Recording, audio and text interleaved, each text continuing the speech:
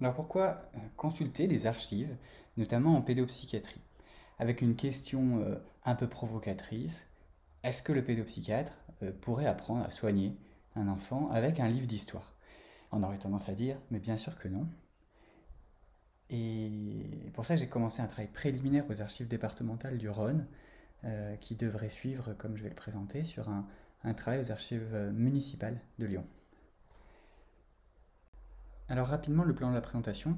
Eh bien déjà, comment accéder à des archives avec des premiers résultats autour des familles et des dossiers médicaux, une historiographie importante pour la confronter à ces résultats, et puis une analyse des résultats avec 5 piliers qui pourraient être donnés à l'origine de la PEA, et puis les points forts et les limites d'un tel travail d'archives.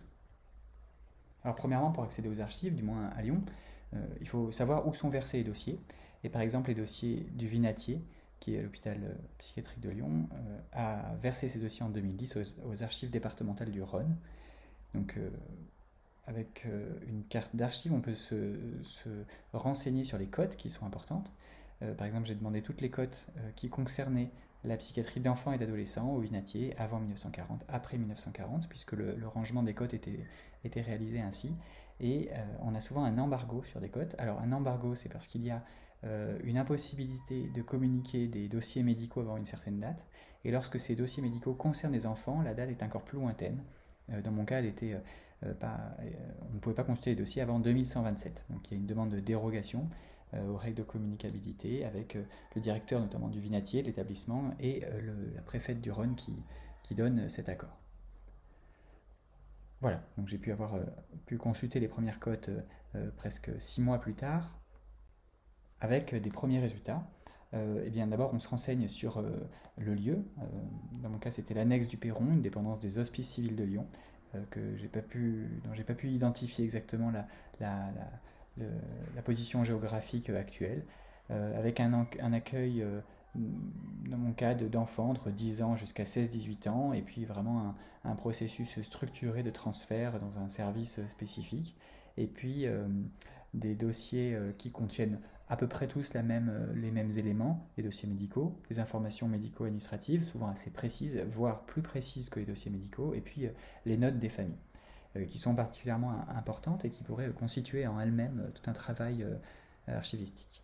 Les durées d'hospitalisation sont de 2 à 5 ans, avec un passement surtout libre plutôt qu'office. Et puis, en tout cas pour l'annexe du Perron, il y a vraiment la nécessité de justifier de sa religion. Et puis un prix, bien sûr, alors pour les pupilles gratuits, mais de 1 à 4 francs par jour que j'ai pu calculer en fonction des prix mensuels ou annuels. Et puis on retrouve comme ça des histoires d'enfants, mais aussi des histoires de certains psychiatres, alors que personnellement je ne connaissais pas, mais qui ont finalement toute une biographie qu'on peut retrouver souvent en ligne. Alors mes premiers résultats, ça concernait notamment le travail avec les familles. On a des mots des familles qui vont souvent dans le même sens. Alors dans mon cas, c'était dans les années 1920-1930 des demandes pour savoir s'il ne pouvait pas y avoir une permission pour leur fils. Euh, une autre personne qui demande si elle espère ne pas voir son enfant comme la dernière fois, où elle a eu le cœur si gros, les pieds écorchés par ses souliers qui n'avaient pas de lacets, mal aux oreilles avec une odeur d'urine abominable. Donc voilà, on peut s'imaginer l'esprit de l'hospitalisation à cette époque, et puis des demandes vraiment qui tournent à la supplication. Hein, pourriez-vous donner à une mère éplorée des nouvelles de son enfant?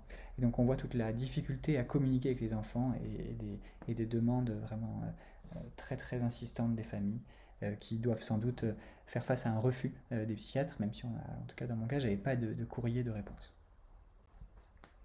Alors dans ce travail avec les familles, eh bien, on a quelques informations sur le vécu des enfants à la maison. Alors une famille qui va dire que son enfant est nerveux, mais pas fou. Il était couché comme un estropié, et puis alors que l'enfant a des besoins de mouvement pour lui calmer ses nerfs, et puis il était attaché. Et donc il y a des conditions de vie qui sont relativement critiques. On le voit dans pas mal de courriers tels que le décrivent les parents, et bien sûr qui sont critiqués par ses parents. Alors un point important, c'est que ce travail que j'effectue, eh bien, il y a déjà un travail qui a été réalisé par Antoine Delahaye, qui a fait toute une analyse justement sur le travail des familles en psychiatrie infanto-juvénile en réalisant un énorme et magnifique voilà, travail d'archives autour de différents documents dans cet ouvrage qui est vraiment remarquable. Alors quand on regarde les dossiers médicaux, on s'aperçoit que certains diagnostics sont donnés, ce sont souvent les mêmes. Dans mon cas, c'était souvent l'épilepsie, en tout cas dans les périodes d'âge que j'ai consultées. Et puis, toujours une caractéristique, une caractérisation d'idiotie à imbécilité à arriération, hein, qui est, voilà, dans ce sens, une gradation de la gravité de l'état des enfants.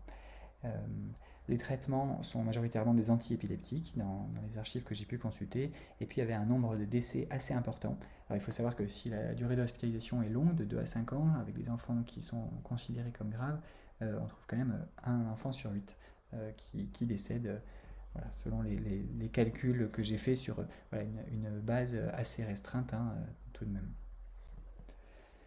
Alors pour confronter ces données à des ouvrages en PEA, en psychiatrie de l'enfant et de l'adolescent, eh bien on trouve certains ouvrages qu'on va dire assez marquants. Donc voilà, un que sais-je d'histoire contemporaine de la psychiatrie de l'enfant et de la médecine, et puis une histoire de la psychiatrie de l'enfant de Didier Jacques Duché, hein, qui est relativement chronologique, avec peu de problématisation, mais qui a le mérite de vouloir avoir une exhaustivité sur le développement de la psychiatrie de l'enfant. Donc il faut, voilà, ici ce sont des histoires de la psychiatrie de l'enfant et de l'adolescent, et non pas de l'histoire de l'enfance, parce qu'il existe par contre de nombreux ouvrages d'histoire de l'enfance. Alors il y a des ouvrages sur l'histoire de l'autisme, et puis des références plus spécifiques. Voilà, on pourrait citer notamment un livre récent, Anatole Lebras, d'un enfant à l'asile, une histoire de la psychanalyse de l'enfant, et puis une revue, la revue d'histoire de l'enfance irrégulière, avec un certain nombre d'auteurs francophones qui publient régulièrement dans cette revue, vraiment très très intéressante. Et puis on a bien sûr des sources primaires, hein, par exemple, eh bien on peut citer un certain nombre de livres de psychanalyse, mais aussi le travail de Jean Itard avec la naissance un peu symbolique de la pédopsychiatrie de l'enfant autour de cet ouvrage. Ensuite, on a des livres d'histoire de la psychiatrie adulte qui voilà, s'interrogent plus ou moins sur l'enfance. Alors, par exemple, dans le livre de Postel et Kettel, hein, on retrouve un chapitre sur l'enfance. Donc, on se les classifier. On a finalement un point de vue sur l'institutionnalisation de la psychiatrie. Donc, on peut y trouver quelques parallèles avec l'enfance. Et puis, les histoires de la folie, les sujets de la folie de Gladys Swain, qui sont en tout cas des noms importants à avoir entendus. On a des ouvrages d'histoire anglo-saxons en psychiatrie de l'enfant. Et puis on a de nombreux articles, notamment anglophones, et puis des revues d'histoire de la psychiatrie, et une revue d'histoire de la psychiatrie de l'enfant notamment, voilà, qui sont disponibles en ligne. Et puis plus précisément dans mon cas, en fait, en analysant les données sur Internet, on retrouve de nombreux travaux, pas toujours publiés, d'histoire de la psychiatrie lyonnaise et du Vinatier. Voilà, alors, petite note, il existe notamment un DU d'histoire de la psychiatrie, hein, qui a lieu à Paris.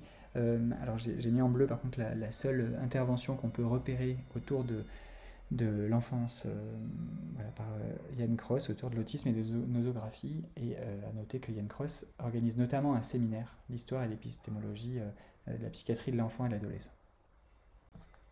Alors si on analyse les résultats, c'est-à-dire que eh bien, en creusant les dossiers médicaux avec une question assez précise, notamment quels pourraient être les piliers à l'origine de la PEA. Donc au-delà des histoires très métaphoriques de Jean Itard, qui sont certes importantes, mais qui sont à replacer dans un contexte, eh bien, je propose 5 hypothèses de travail qui seraient à développer dans la suite de mes consultations d'archives, qui, comme je vous le dirai par la suite, prennent en fait des années. Voilà, c'est un travail qui doit se faire sur des années.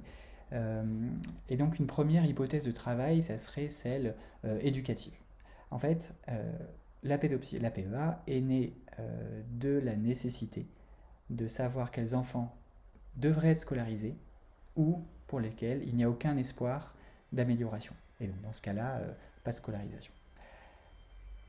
Et donc là, on peut retracer un travail de Binet-Simon au travers de ces 3 mesures, puisque la commande de Binet-Simon, pour faire une mesure de l'intelligence, une mesure psychologique, pédagogique et médicale, était de savoir quels enfants pouvaient bénéficier d'un cursus scolaire et lesquels ne devraient pas en bénéficier parce qu'il n'y avait pas d'espoir pour eux.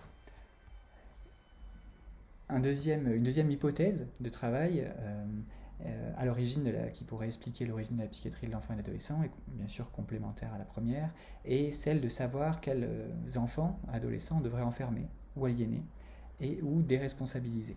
Et donc on a tout un travail, notamment sur les juvéniles courtes, à des délégués à la liberté surveillée, et avec vraiment un mot d'ordre sur le fait que juger l'enfant, c'est d'abord le comprendre. Et donc il y a là une PEA qui va naître parce que la nécessité d'étudier les personnalités, les conditions de vie et l'éducation s'avère nécessaire pour savoir si ces enfants sont ou non responsables de leurs actes. Alors, il y a une analyse qu'on retrouve chez Jane Goldstein qui montre que chez l'adulte, du moins, le concept de monomanie a été avancé par les psychiatres adultes comme un outil de pression politique. En fait, tout simplement, c'est parce que la monomanie ne pouvait être repérée que grâce à une expertise psychiatrique que la psychiatrie adulte a pu se frayer un passage dans les différentes institutions. Et on a finalement des développements similaires en PEA, puisqu'on passe d'une enfance qui est irrégulière à une enfance délinquante, avec l'idée que des catégories médicales pourraient permettre de mieux classer, de mieux comprendre, et que ces catégories ne pourraient être apposées à un enfant que sur un jugement expert.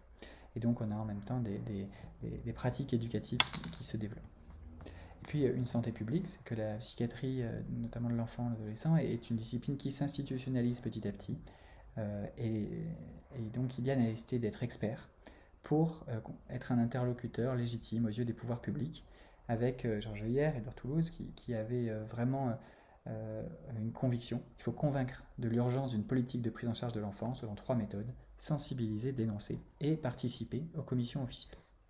Et puis enfin des enjeux cliniques, avec l'idée que des enjeux sociaux croisent des enjeux scientifiques.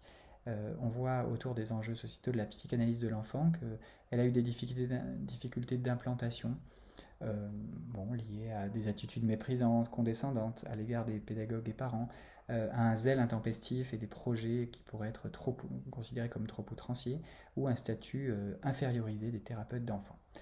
Et on a là l'idée que, en faisant progresser la science et la compréhension de la PEA, on ferait progresser également la compréhension des enjeux sociaux et sociétaux, avec une certaine naissance de la PEA au congrès de 1937, en tout cas qui a fait couler beaucoup d'encre, et le baptême de la PEA a pu être constaté à ce moment, et en notant que ce congrès est notamment organisé par Georges Heuyer, dont les annales sont depuis peu organisées et disponibles à Paris. Alors, quelques points forts sur la nécessité de constituer des archives en PEA. C'est que il faut confronter aux données historiographiques les données archivistiques. Alors dit autrement, tirer des informations uniquement de certains dossiers ne permet pas de généraliser, et c'est vraiment une mise en relation entre tous les ouvrages présentés précédemment et les archives retrouvées dans un lieu précis, à un temps précis, qui va permettre de faire émerger certaines pratiques et une meilleure connaissance de la pratique et de la théorie de l'époque.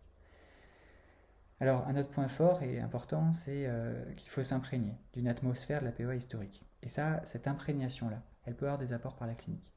On se rend compte de pas mal de choses. Alors par exemple, du fait que les soignants dits intermédiaires étaient vraiment mis en avant à l'époque. On se rend compte du rôle des parents et de leur importance. On se rend compte également d'une mise en perspective entre les rôles de la PEA, donc une nosographie improbable déjà à l'époque, un impérialisme du dépistage qui avait déjà lieu, un esprit de centre de triage qui était déjà décrié, et puis un modèle qui était déjà basé sur le symptôme, avec des critiques du diagnostic à l'époque. Donc on se rend compte que certains éléments se jouaient déjà à l'époque, et puis on voyait aussi les forces et les équilibres, avec également une vision sur le dénouement de ces pressions et de ces tensions. On peut constater également un décentrement de tout ce qui est développement, puisque on n'est pas en psychiatrie de l'enfant et de l'adolescent, nécessairement liées au développement de l'enfant. Et puis, on voit le caractère expérimental et tâtonnant des découvertes scientifiques et cliniques, ce qui peut aussi donner espoir à certains courants émergents. Et puis, il y a bien sûr l'importance des forces sociologiques qui peuvent être retrouvées, par exemple les cercles des patrons ou la force des discours sociaux et politiques dans des processus de légitimation de certaines pratiques. Voilà, en ouverture, l'idée de continuer à discuter de cela et de rédiger un document sur cette perspective sur l'histoire de la pédopsychiatrie lyonnaise pour mon cas. Alors encore à définir autour, certes, des mentalités, mais encore une fois, il faut être humble puisque cela dépend de ce qui peut être retrouvé dans les archives. Une histoire plus conceptuelle sur la sémiologie, la psychométrie, ou une histoire des institutions éventuellement. Alors, les limites d'un tel travail d'archive, déjà c'est le temps de consultation. Ça met du temps de consulter page après page des dossiers qui sont parfois très ingrats, où il y a très peu de données telles qu'on les attend. Donc il faut vraiment de la flexibilité pour s'adapter aux archives. Et puis il y a une certaine technicité de l'extraction. Donc personnellement je ne suis pas du tout historien, donc il y a vraiment sans doute une systématisation du recueil, un ciblage des points d'intérêt sur lesquels il faut s'adapter. En considérant que l'histoire, on voit vraiment que c'est une spécialité à part entière à ce moment-là, quand on est face aux archives. Voilà. Et puis il y a la flexibilité à avoir aussi sur les lieux, puisque on se rend compte que une archive renvoie vers d'autres lieux. J'ai par exemple cité le service Monchat aux HCL ou d'autres services qui pourraient être importants d'explorer et qui vont nécessiter des fois qui peuvent nécessiter de s'adresser à d'autres lieux d'archives. Voilà, merci pour votre attention.